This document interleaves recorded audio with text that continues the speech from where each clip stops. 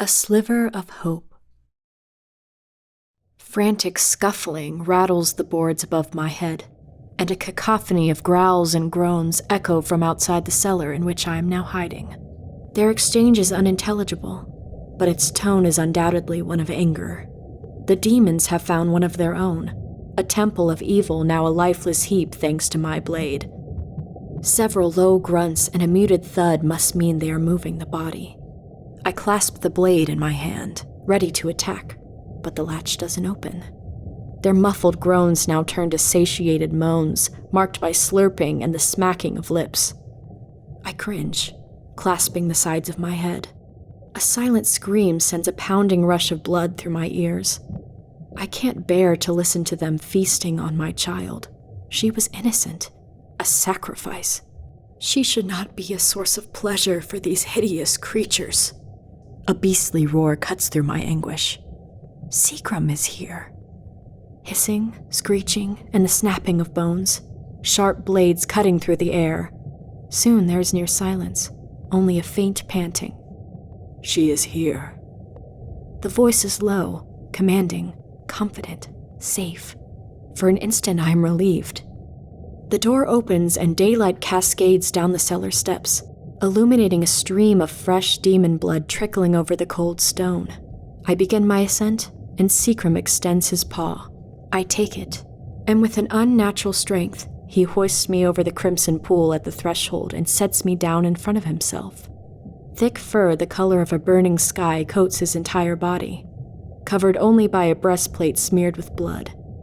He is bigger than every human ever would be. We must go. It won't be long until more of them show up here. A war is beginning. His words fill my chest with the weight of defeat. I am not prepared to fight a war. I raise my eyes to meet his gaze, but lower them at once. To see his power is to bow. Then my respect for this warrior becomes clouded with rage and regret. I'm only alive now because I sacrificed my child, my sweet Hana. I turn to look at where she drew her last breath, but Seacrum stops me. You cannot see her like this. We must go now. He signals to the other striped beast I suddenly realize are surrounding me. A pair of hands grab me from under my arms and I'm thrown backwards over broad shoulders. Struggling is futile. I am taken to a settlement at the edge of the southern forest where Seacrum ushers me into a thick canvas tent. Once inside, I spin around and let my palm strike his face with all the force I can muster. He hisses, his lips pulling back to reveal saber-like fangs. You, I cry, my voice breaking. Eli was with you. You took him hunting and you let him die.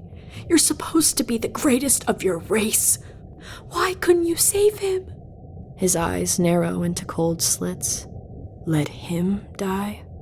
You know nothing of the sort. It was you who let your husband die. Your children, too. That demon feasted on them. A lump forms in my throat, and no amount of swallowing will remove it. Hana's final moments flash again before my eyes. Her screams at the sight of her mangled father. How she trembled in my arms. The horned monster's mouth gaping over her chest. I collapse to the floor at Seacrum's feet. I don't want to know these things.